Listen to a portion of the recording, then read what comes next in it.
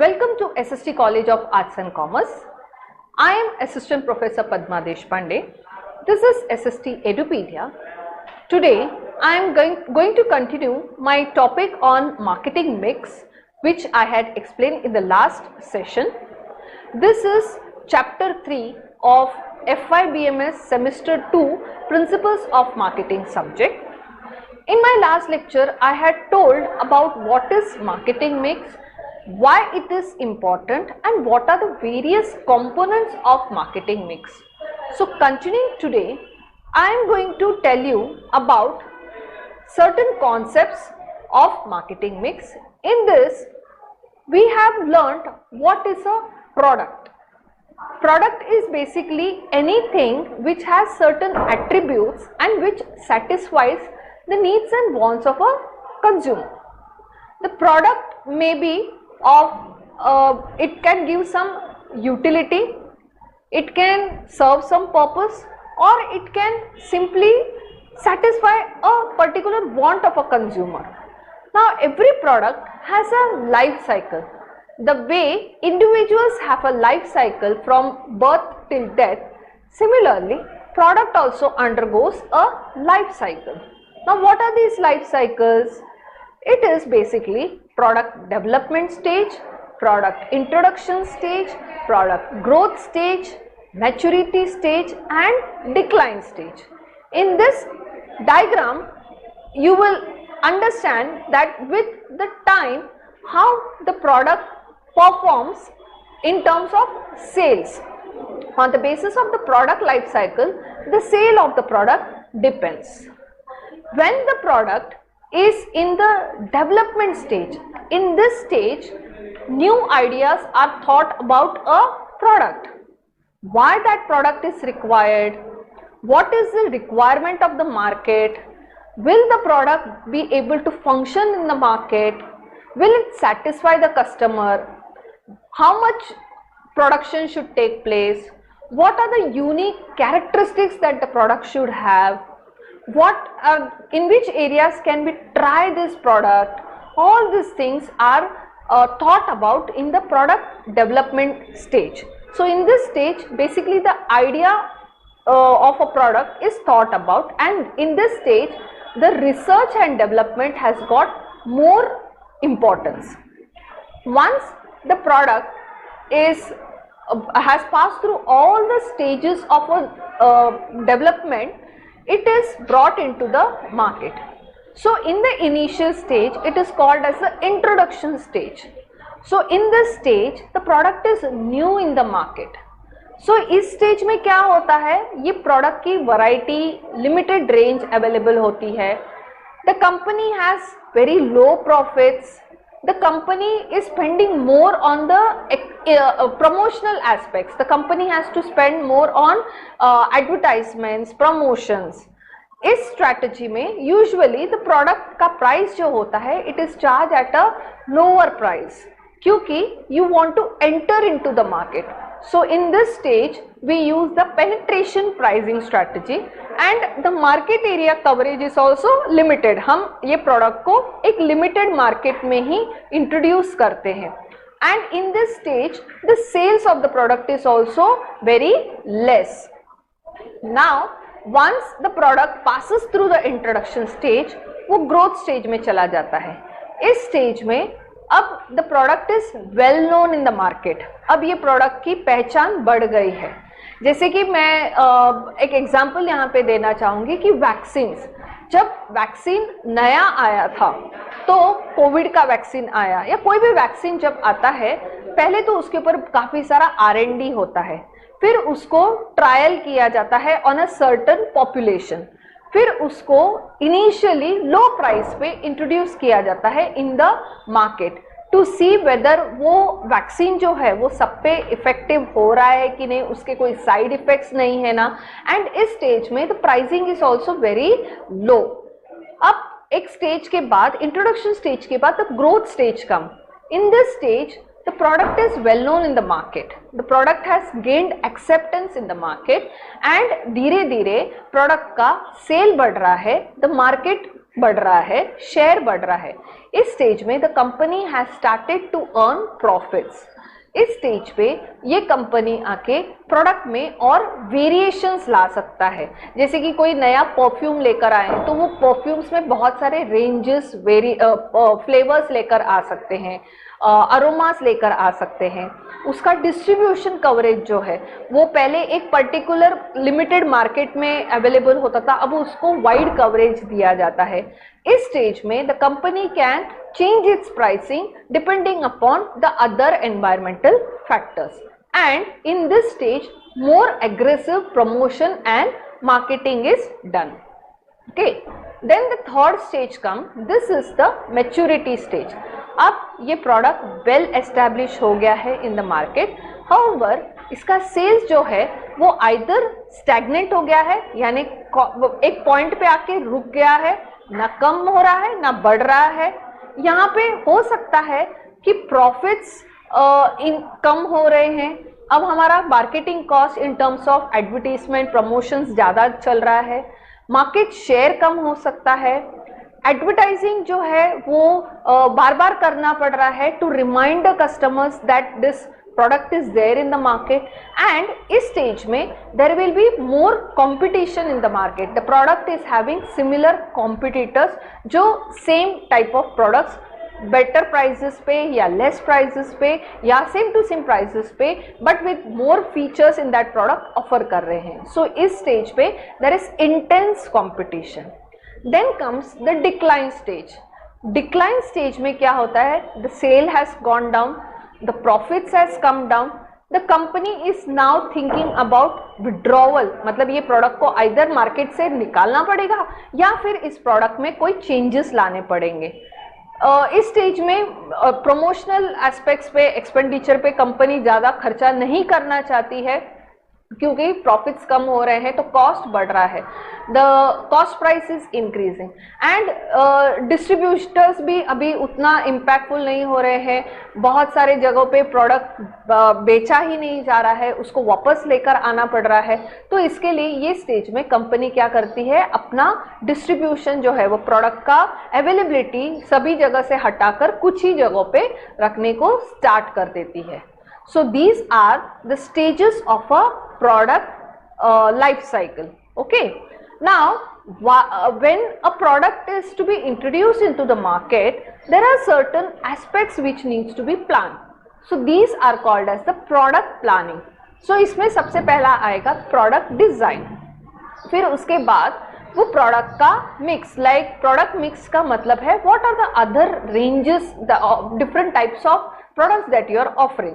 Say for example, Lakme company अपना एक distributorship कहीं पे ऑफर कर रही है, तो वो Lakme कंपनी आके क्या क्या प्रोवाइड करने वाली है वो डिस्ट्रीब्यूटर को, लाइक कॉस्मेटिक्स में क्या क्या ये लिपस्टिक्स देने वाली है, नेल पेंट्स दे रही है, ये काजल्स पेंसिल्स दे रही है, कौन से प्रोडक्ट मिक्स या वैरायटीज वो ऑफर कर रही है वो डिस्ट्रीब्यूटर को। फिर प्रोडक्ट की पैकेजिंग, क्योंकि package in itself is a silent sales person, so product की पैकेजिंग कैसी होनी चाहिए, वो अट्रैक्टिव दिखना चाहिए, हैंडलिंग इजी होना चाहिए, उसके ऊपर कॉस्ट ज़्यादा खर्चा नहीं होना चाहिए, तो ये पैकेजिंग एस्पेक्ट आता है।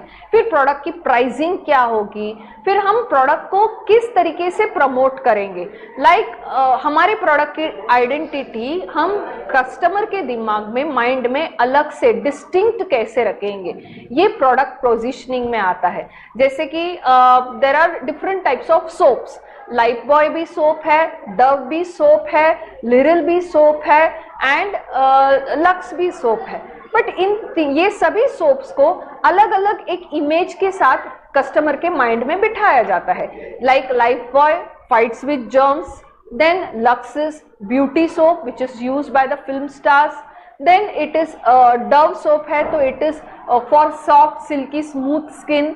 सो प्रोडक्ट वही सोप है बट उसको कस्टमर के माइंड में किस तरीके से बिठाया जाता है, डिस्टिंक्ट किया जाता है, this aspect is called as product positioning. फिर आता है product promotion.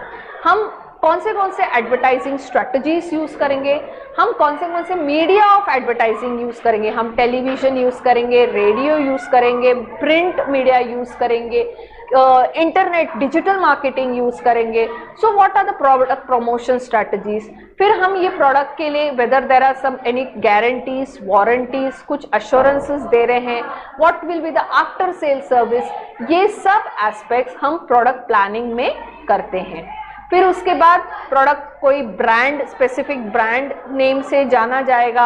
After sale service क्या होगा, हमारे डिस्ट्रीब्यूटर्स हम कहाँ कहाँ पे होंगे, हमको फ्रेंचाइजीज चाहिए क्या, या फिर हमको होलसेलर्स चाहिए क्या, डिस्ट्रीब्यूटर्स चाहिए क्या, ये प्रोडक्ट कहाँ कहाँ पे अवेलेबल होगा, ये सब कुछ हम प्लानिंग स्टेज में करते हैं.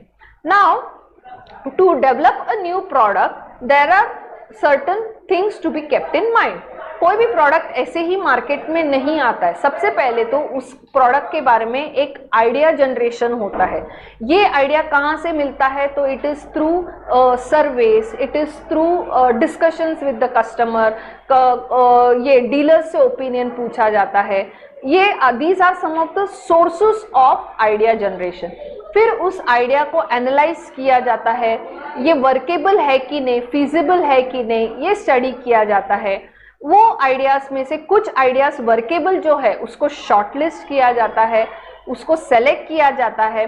फिर उस आइडिया को उसका फिजिबिलिटी वेदर है कि नहीं, मतलब मार्केट एनालिसिस किया जाता है, ये प्रोडक्ट का प्रोडक्शन कॉस्ट कितना होगा, डिस्ट्रीब्यूशन कॉस्ट कैसा होगा, whether it will be accepted by the customer, when it will be accepted, why it will be accepted, how it will be accepted. ये सब प्लानिंग स्टेज में आइडिया शॉर्टलिस्ट होने के बाद किया जाता है. फिर if all the answers are yes, then what happens is that product is manufactured on a lower level and it is introduced in the market in a smaller market. So इसको हम test marketing बोलते हैं. Once ये test marketing में वो product successful हो जाता है, फिर उसका large scale production and distribution start हो जाता है. इस चीज को हम कमर्शियलाइजेशन बोलते हैं. कमर्शियलाइजेशन होने के बाद once the product is accepted into the market, ये प्रोडक्ट कैसे परफॉर्म कर रहा है, इसकी परफॉर्मेंस कैसे हो रही है, ये चल रहा है कि नहीं, ये चेक किया जाता है, रिव्यू किया जाता है. और इसी स्टेज में हम मैच्योरिटी या ग्रोथ स्टेज में जो चेंजेस होते हैं in terms of promotion, in terms of distribution, ये सब करते हैं. एंड जब ये प्रोडक्ट का हमको ऐसे लग रहा है कि अब ये आइडिया जो है ये अभी कॉमन हो गया है, अब इस प्रोडक्ट में हमको आइदर मॉडिफिकेशन लेकर आना है या समथिंग न्यू एडिशनल वैल्यू उस प्रोडक्ट में डालना पड़ता है. So these are the steps that are followed when an idea is generated and एक आइडिया से वो प्रोडक्ट जब डेवलप होता है. Okay, now there are several reasons for the failure of a product. It can be, पहला बात तो idea ही गलत था, या फिर जो प्रॉमिस किया गया था, तो प्रोडक्ट के क्वालिटीज या फीचर्स बताए गए थे वो प्रोडक्ट फुलफिल ही नहीं कर रहा है, या फिर जब वो प्रोडक्ट को इंट्रोड्यूस किया गया था that time the market conditions were not favourable, marketing environment was not favourable and the product was launch. या फिर प्रोडक्शन में कुछ प्रॉब्लम्स है, रॉ मटेरियल का कॉस्ट बहुत बढ़ रहा है, प्रोडक्शन कॉस्ट बहुत हाई है, डिस्ट्रीब्यूशन कॉस्ट बहुत हाई है, कॉस्टिंग बहुत ज़्यादा जा रहा है, एफर्ट्स, मार्केटिंग एफर्ट्स जो है वो बहुत लिमिटेड है, मार्केटिंग का जो सेल्स स्टाफ है वो लिमिटेड है, या फिर प्रॉब्लम्स आ रहे हैं with regards to distribution, with regards to ये branding, with regards to packaging, या फिर हमने promises after sale services plan किया था ये नहीं हो रहा है, या फिर डिस्प्यूट्स विद द डीलर्स आ रहे हैं, कॉम्पिटिटर्स के साथ डिस्प्यूट्स हो रहे हैं. So these are some of the reasons why a product can fail in the market. So these are the reasons for the failure of a product. Now we need to understand the product ka different levels. So in this I will take the best example of a car. Now car ये basically core product का मतलब क्या होता है, car ये क्या है, एक चार पहियों पर, 4 टायर्स पर चलने वाली एक मशीन है. सो ये कार का मोस्ट बेसिक फीचर है, कोर प्रोडक्ट। कार आके एक बंद डब्बा है, एक मशीन के ऊपर, उसमें एक इंजन लगता है और कुछ और उसके 4 पहियों के बेसिस पे वो कार कहलाती है। तो it is the core product. अब basic product is how this car is offered to the customer in terms of packaging, in terms of features, in terms of brand। Car जो है basic model तो car का सबका same होता है। अब वो कार मारुति की बनती है या फिर हुंडई बनती है या फिर टाटा की बनती है, ये आके उसका ब्रांड, उसको किस तरीके से कस्टमर को ऑफर किया जाता है, उसको वैल्यू क्या दिया जाता है, उसमें फीचर्स क्या डाले जाते हैं। So that becomes the basic product. फिर expected product is how much is the performance of the product. मतलब ये कार है तो ये कार 1 लीटर पेट्रोल में कितना माइलेज देती है, इसके ये कितने बार इसको सर्विसिंग के लिए लेकर जाना पड़ता है, फिर इसके सर्विस सेंटर्स कहाँ पे अवेलेबल है, ये सब एक्सपेक्टेड एस्पेक्ट्स आते हैं। What a customer aspects. अभी मैंने if I R purchasing a Fortuner car तो डेफिनेटली वो फॉर्च्यूनर, मेरा एक्सपेक्टेशन ऐसा है कि वो गाड़ी की परफॉर्मेंस भी होनी चाहिए, मैं उतना हाई प्राइस पे कर रहा हूँ तो उसकी परफॉर्मेंस वैसी होनी चाहिए, it should symbolize my status. फिर augmented product. Augmented is over and about, जो कार के साथ मुझे एक्स्ट्रा क्या मिल रहा है। जैसे कि I go to the dealer to purchase a car, तो डीलर मुझे फ्री 1 ईयर का सर्विस फ्री दे रहा है। फिर वो बोलता है कि I will give you car के लिए आपको इंश्योरेंस में निकाल कर देता हूँ 1 ईयर के लिए। फिर मैं कार के साथ कुछ एक्सेसरीज आपको देता हूँ, कार का कवर देता हूँ, सीट कवर्स वगैरह अगर आपको चाहिए तो नए अलग कलर सीट कवर्स चाहिए तो मैं उसमें वो थोड़ा एक्स्ट्रा कॉस्ट लेके आपको जो भी लग्जरियस आइटम्स कार में बिठाने हैं वो मैं आपको करके देता हूँ। सो that is the augmented, over and about the basic car, what extra you are getting। and potential product is what the product will become in the future। आज के डेट में हम कार जो है वो पेट्रोल, डीजल एंड सीएनजी पे चलने वाली व्हीकल्स मिलती हैं। आजकल हाइब्रिड मॉडल्स भी मिलते हैं, but slowly the market is picking up for electrical cars. So cars का ये एक नया फ्यूचर है, इलेक्ट्रिक पे कार चलेंगी। ऑलरेडी मार्केट में काफ़ी सारे इलेक्ट्रिकल कार्स आ गए हैं, एनवायरमेंटल कार्स आ गए हैं। हो सकता है कुछ सालों के बाद उड़ने वाली कार भी होगी, दैट कैन कार लैंड पे भी चल रही है और हवा में भी उड़ रही है, हो सकता है। So that is the potential of that product. वो प्रोडक्ट के इंजीनियरिंग में चेंजेस करके प्रोडक्ट में वेरिएशन लाके आगे ये प्रोडक्ट में व्हाट एक्स्ट्रा या यूनिक उस प्रोडक्ट में आ सकता है, that is the potentiality of that product. So these are the different levels of product। now I'll continue with this further topics in my next session। till then all of you all stay connected and take care। thank you।